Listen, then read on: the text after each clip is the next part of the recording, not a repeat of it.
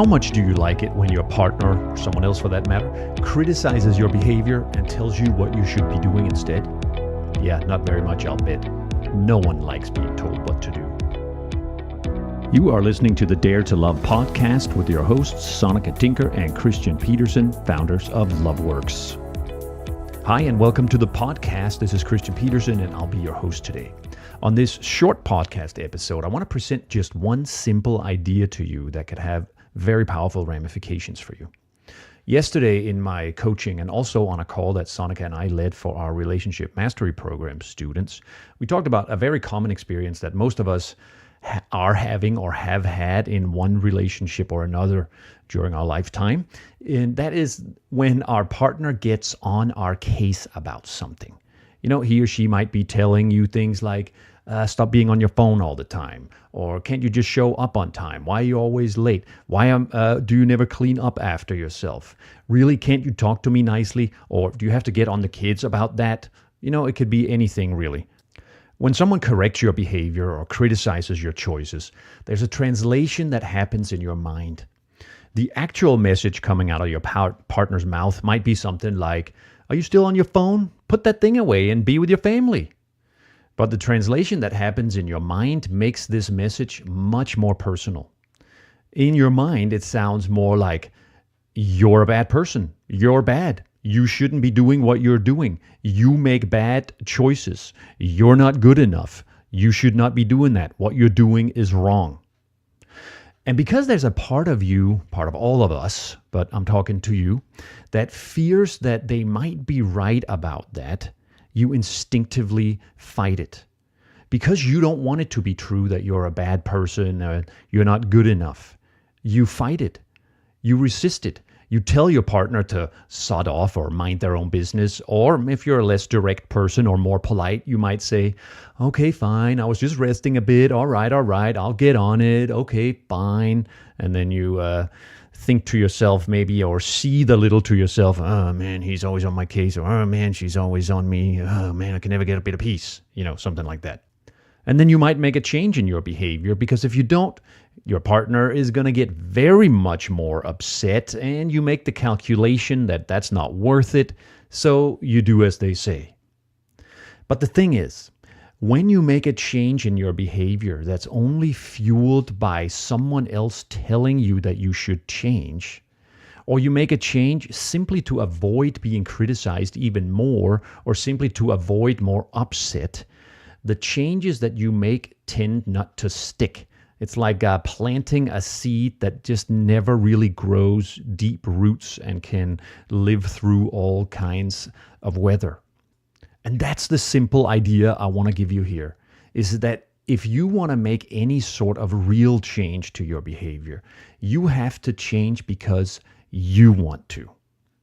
You can take on a simple experiment. Actually, it's simple when you hear it, but sometimes it's a lot easier said than done, I'll grant you that. Next time your partner says something like, you're always wasting time on your phone, why can't you just be with me or the family? Even if you've heard it 1,000 times before, try for a moment to put their criticism aside this time. Like, take them out of the equation. And you can take on this experiment not while you're in the middle of such an interaction, but when you can, take a little time out for yourself. Now, remove your partner's criticism from the equation. Remove your partner entirely from the equation. Just don't even worry about what he or she says to you. And then take a deep breath and simply ask yourself, okay, when I'm looking at this behavior, let's say it's being on your phone, just as an example. What do I feel about that? How do I like what I'm doing? What do I think of my own actions, my own behavior? Do I have any desire to change how I'm showing up? Is this behavior living up to the kind of person I see myself as, the kind of person I want to be, the kind of person I'd like my family to see me being? Now, if your genuine answers to those questions are that you are fine with what you're doing, that, if you feel your behavior is indeed in accordance with the person you want to be, that it's totally fine, and that you feel good and clean and you can get behind your own choices, then great. in my opinion, in that case, you're better off just owning your own choices and behavior and not pretend otherwise and not try to change just because someone else told you. Because I'll tell you, when you change just because someone else told you, or just to make him or her happy, or just to make him or her shut up, then eventually you'll erode the respect you have for yourself, and you'll begin to breed resentment. You'll begin to seethe inside, and that develops its own whole host of bad stuff, basically. On the other hand, if you look at your own behaviors, and like the client I was coaching yesterday, and you conclude that your behavior is not a match to who you want to be, that you really do want to make a change, then great. Now you have some ownership.